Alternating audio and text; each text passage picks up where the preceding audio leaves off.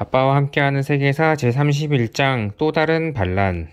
여자들과 어린아이들이 공장으로.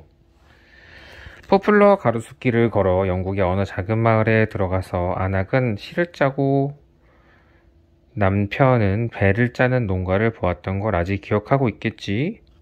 19세기 작가 앤드류 우르는 그렇게 소박한 촌민들의 삶이 참으로 건강하고 행복했으며 돈을 많이 벌지는 못했지만 힘은 그리 들지 않았다고 묘사했단다. 그는 이렇게 썼어.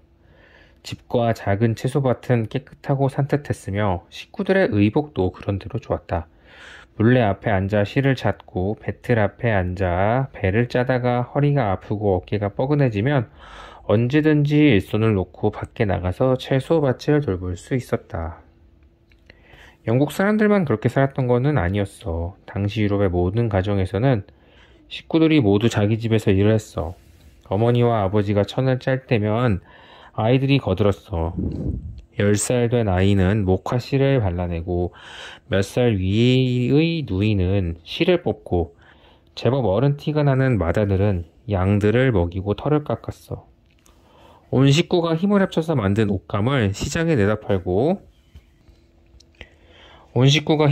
만든 옷감을 시장에 내다 팔고 그 돈으로 음식과 연장을 샀어. 여름에는 채소밭에서 홍당무나 배추나 콩을 가꾸는 시간이 더 많았을 것이고 눈 내리는 겨울에는 하루 종일 집안에서 배를 짰을 거야. 그 시절로부터 한 30년쯤의 미래에 가볼까? 채소밭이 딸린 작은 오두막집들이 있었던 시골의 풍경에 대한 앤드류 우르의 묘사는 전혀 딴판이 된단다. 사방이 온통 공장이고 높이 솟은 굴뚝들이 시커먼 연기를 뿜어낸다. 집들은 연기에 그을려서 하나같이 새까맣고 강은 너무도 더럽혀져서 꼭 검정 물감을 풀어놓은 것 같다. 영국에서 대체 무슨 일이 일어났을까? 전국의 시골에 공장들이 꼭 속속 들어섰어. 이제는 사람의 손이 아니라 기계가 실을 찾고 천을 짜고 있는 것이야. 증기기관 덕분에 옷감을 짜는 기계가 잠시도 쉬지 않고 돌아갈 수 있게 되었어. 옛날에는 가난한 촌민들에게 토지를 빌려주고 세금을 받았던 부자들이 이제는 돈을 훨씬 쉽게 훨씬 많이 벌 수 있는 방법이 생긴 것이지. 공장을 지어서 기계를 들여놓고 직공들을 고용해서 옷감을 짜는 거야. 기계는 사람보다 엄청나게 빨리 옷감을 짜니까 집에서 옷감을 짜던 사람들이 하루에 버는 만큼의 돈을 급료로 주고도 엄청난 돈을 남길 수 있었어. 영국 전 지역에서 부유한 지주들이 공장을 짓거나 사기 시작했어. 그리고 오래지 않아서 그들은 촌민들이 가정에서 만든 옷과는 비교도 되지 않을 만큼 싼 값에 옷감을 팔 수 있다는 것을 알게 되었어. 가정에서 손으로 만든 옷감보다 값이 훨씬 싼 옷감에 사람들이 몰려들었어. 이제 집에서 손으로 옷감을 짜는 사람들은 예전과 같은 값으로 옷감을 팔 수가 없게 되었어. 벌이가 뚝 떨어지니까 당연히 일을 더 많이 할 수밖에 없었겠지. 그때는 하루에 16시간이나 물레와 배틀 앞에 앉아서 일을 해야 했고 손가락이 터지고 눈이 벌겋게 짓물렀어. 그런데도 벌이는 예전 같지 않았어. 그들에게는 한 가지 방법밖에 없었어. 집에서 옷감을 짜는 것을 그만두고 공장에 취직을 하는 것이었어. 지금은 사람들이 대개 직장에 나가지. 그러나 이 당시에는 직장에 나간다는 것은 전혀 새로운 개념이었단다. 그때까지만 해도 온 가족이 가정에서 일을 했어. 그런데 어느 때부터 대다수의 사람들이 가정이 아닌 다른 어떤 곳에서 일을 하게 되었어. 공장에서의 작업은 가정에서 하는 작업과는 전혀 달랐어. 가정에서는 재료로에서부터 완제품에 이르기까지 모두 자기 손으로 했어. 양털을 깎고 곱게 빗고 실을 짰고 옷감을 짜고 재단하고 시장에 내다 파는 일을 모두 했단 말이야. 그런데 공장에서는 한 사람이 한 가지 작업만을 하루 종일 했단다. 가정에서 옷감을 짜고 사람들은 누가 시키지 않아도 일을 했어. 옷감을 짜는 만큼 돈이 들어왔으니까. 게으름을 피우거나 낮잠을 자면 그만큼 옷감을 적게 만들게 되고 그만큼 벌이가 줄게 돼. 그게 심해지면 식구들이 배를 골아야 해. 그러니까 누구가 시키지 않아도 열심히 일을 할 수밖에 없었던 거야. 그러나 공장에서는 그러지 않았어. 하루에 짠 옷감의 양만큼 직공들에게 급료가 지불되는 게 아니었어. 직공들은 옷감이 완성되기까지의 과정 중에서 어느 한 작업만을 맡았고 그래서 일을 1시간만큼 급료를 받았단다. 그러면 어떻게 될까? 직공들이 잠시도 한눈 팔지 않고 일을 하도록 늘 감시하는 사람이 있어야 했어. 직공들은 이 감시자들을 감독이라고 불렀어. 감독들은 직공들을 잔인하게 대했어. 돈을 받아가는 만큼 일을 하게 하려는 것이었지. 다시 말하면 돈을 주는 만큼 우려내려는 것이었단 말이야. 그래서 직공들이 멍하니 창밖을 내다보거나 작담을 하거나 밥을 먹을 때 15분 이상 걸리거나 하면 벌금을 내야 했어. 심지어는 하루 종일 단 한 번도 화장실에 보내주지 않은 날도 있었단다. 곧 오래지 않아서 공장 주인들은 굳이 어른 남자가 아니더라도 기계를 돌릴 수 있다는 것을 알게 되었어. 여자와 어린아이들도 얼마든지 기계를 돌릴 수 있고 게다가 훨씬 싼 값에 부려먹을 수 있다는 걸 알아차렸어. 그래서 집에서 일을 해서 식구들을 먹여 살릴 수가 없어서 공장에 나온 어른 남자들이 이제는 거기서도 떨어져 나올 판이 되었어. 식구들을 먹여 살리려고 공장에 나간 어린아이들이 날이 갈수록 늘어났어. 어린아이들은 하루 종일 기계 앞에 서서 일을 해야 했어. 너무 오래 서 있다 보니까 다리가 안으로 휘어졌어. 옆 사람과 떠들거나 서로 얼굴을 쳐다보기만 해도 벌금을 내야 했어. 또 면화 공장에서 일하는 어린아이들은 하얀 털가루를 하루 종일 마셔야 했어. 그러니 어떻게 되었겠어. 그 가루가 폐에 쌓여서 숨을 제대로 쉴 수 없었겠지. 수많은 아이들이 폐가 막혀서 죽었단다. 영국의 시인 윌리엄 블레이크라는 사람은 이 가혹한 공장 노동에 대해 거세게 항의했어. 그는 공장들이 영국을 기독교의 왕국인 예루살렘에서 신의 심판이 내려질 속세의 나라로 바꾸고 있다고 썼어. 신의 노여움이 빛을 구름 덮인 언덕들을 비추네. 저 악마 같은 검은 공장들 사이에 예루살렘이 지어졌던가. 시인 윌리엄 워즈워스도 돈 때문에 수많은 사람들이 생명이 희생되는 것을 강하게 비판했어. 남자들, 처녀들, 총각들이 어린아이들과 어머니들과 소년과 소녀들이 저마다 몸에 밴 그 일을 다시 시작하네. 왕국의 최고의 우상인 이윤에게 영원한 희생을 바치는 저 사원에서 영국 정부는 공장의 환경을 개선하기 위한 법률을 만들려고 했어. 그러나 공장을 돌려서 엄청난 돈을 버는 부자들이 거세게 반대했어. 부자들의 거센 반대에 부딪혀서 정부는 그저 일스나마나한 법률 몇 가지를 통과시켰을 뿐이야. 그 중에서 공장법이라는 게 있었는데 어린아이에게 하루에 12시간 이상 노동을 시켜서는 안 된다. 8살 아이에게는 공장에서 일을 할 수 없다는 것이었어.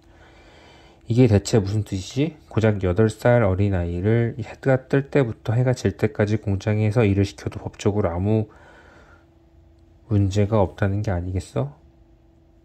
영국 전 지역에서 그리고 이내 유럽 전 지역에서 어린아이들과 여자들과 성인 남자들과 함께 섞여서 노동을 하게 되었어. 너무나 춥고 참담한 환경 속에서 고작 굶어 죽지 않을 만큼의 돈을 벌려고. 기계를 때려 부순 러다이트 운동. 공장이 늘어나는 것을 반대하지 않는 사람들도 있었어. 미국의 알렉산더 해밀턴이라는 정치가는 공장이 국가의 이익에 크게 보탬이 된다고 주장했대. 이제까지는 특별한 기술을 배우지 못한 사람들은 거의 거지나 도둑이 되어야 했지만 이제는 공장에 투식해서 돈을 벌 수 있게 되었다는 것이었어. 해밀턴은 심지어 공장 주인들이 어린아이들을 고용하는 것은 그들을 위해서 좋은 일을 하는 셈이라고까지 주장했어. 해밀턴은 이렇게 썼단다. 공장 덕분에 여자들과 어린아이들과 사회에 유익한 기여를 할 수 있게 되었고 특히 어린아이들은 훨씬 더 이른 나이에 그들의 가치를 인정받게 되었다.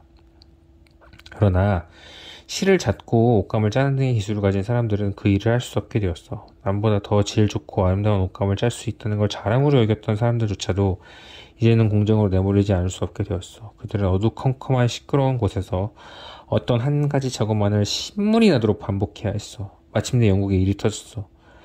직조공들과 방적공들이 공장을 습격해서 기계를 부수기 시작했단다. 복수와 대장장이와 계산사 같은 다른 기술자들이 곧 거기에 힘을 보탰어.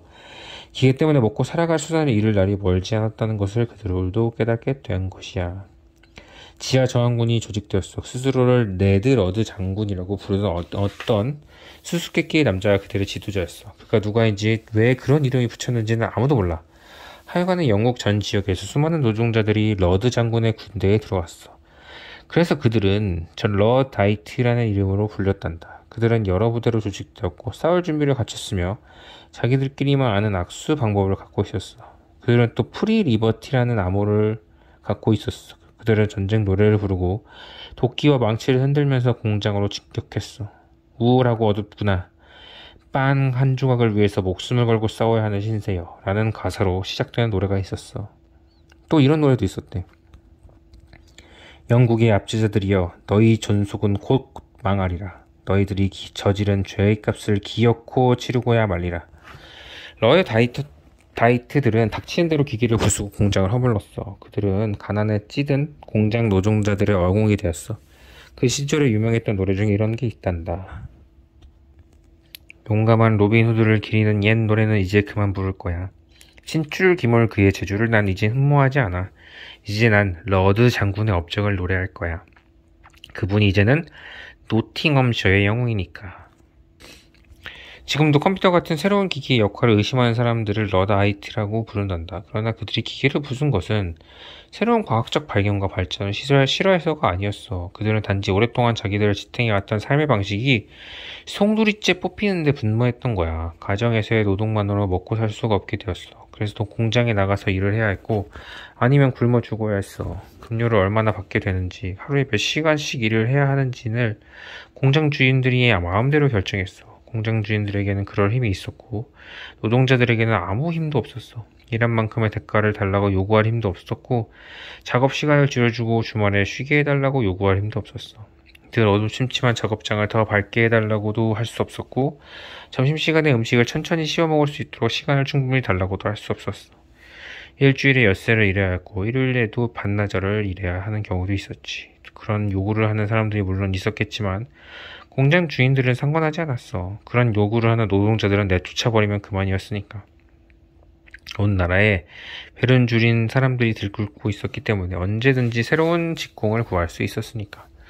기계를 부수면서 거세게 대항하는 사태가 몇 년이나 되었어. 마침내 영국 정부가 공장 주인들의 편을 들고 나왔어. 기계를 부수는 자들은 무거운 벌에 처한다는 내용의 법률이 속속 통과되었단다. 기계를 부수다가 적발된 자는 사형까지도 당할 수 있게 되었어. 공장을 지켜주려고 군대가 동원되었어. 그리고 정부는 그나마도 일을 할 수 있게 된 것을 다행인 줄 알라고 노동자들에게 말했대. 그러나 일을 할 수 있다는 것을 다행인 줄 아는 노동자들은 그리 많지 않았어. 어느 노동자는 이렇게 말했다는구나. 뜨끈뜨끈한 불기운 속에서 허리가 휘도록 일을 하다 보면 문득 내가 지금 악마한테 쫓기고 있는 게 아닌가 하는 생각이 들었다. 그런데 우리는 하나님께서 우리에게 정해주신 곳에서 일을 하고 있는 것이라고 생각하면 만족하라는 소리를 들어야 했다. 그러나 아무리 생각해봐도 하나님이 우리를 그런 자리에 정해주신 거라고는 믿고 만족할 수가 없었다. 미국에서는 토마스 제퍼슨을 비롯한 미국의 지도자들이 노동자들의 심정을 헤아렸던가 봐. 제퍼슨은 알렉산더 해밀턴에게 보낸 편지에 이렇게 썼대. 일할 토지가 있는 한 우리 국민이 그러한 가혹한 노동에 처해지는 사태가 벌어지지 않기를 빕시다.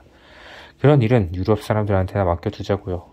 제퍼슨은 면화와 양모와 목재 같은 원료를 유럽에서 싣고 가서 그곳의 공장에서 제품을 만들어 가지고 온다면 미국이 훨씬 더 살기 좋은 나라가 될 것이라고 생각했어. 제퍼슨은 공장에 대해 사람의 몸에 돋은 종기가 그 사람의 힘을 빼버리는 것처럼 공장이라는 것은 정부가 움직이는데 엄청난 부담이 될 것입니다. 라고 해밀턴에게 말했단다. 그러나 미국의 사업가들은 엄청난 돈을 손쉽게 벌어주는 공장의 매력을 떨치지 못했어. 이내 미국에도 공장들이 속속 생겨나기 시작했어. 보스턴과 뉴욕 같은 대도시의 변두리가 공장지대로 변했어. 노동자들이 공장 근처에서 모여 살게 되고 다닥다닥 붙은 작은 집에서 너저분한 마을을 이루었어.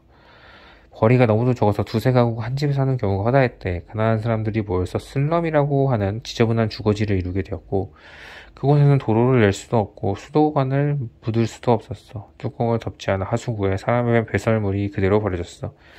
하수구가 쓰레기 구덩이가 되어서 독한 가스를 내뿜었고 푹푹 찌는 무더운 날에는 그 가스가 폭발해서 불이 나기 일쑤였단다. 장티푸스와 콜레라 같은 무서운 전염병이 돌아서 수많은 가난한 사람들이 한꺼번에 죽어 나가기도 했고 일자리를 구하러 미국으로 건너온 어느 아일랜드 사람은 고작 2주일도 못 가서 죽는 에 지친 채 전염병에 걸려서 죽어버리기도 했단다. 제퍼슨의 말이 옳았던 것이야. 공장지대의 빈민가가 미국이라고 하는 몸뚱이에 돋은 종기가 되어버렸어. 끝.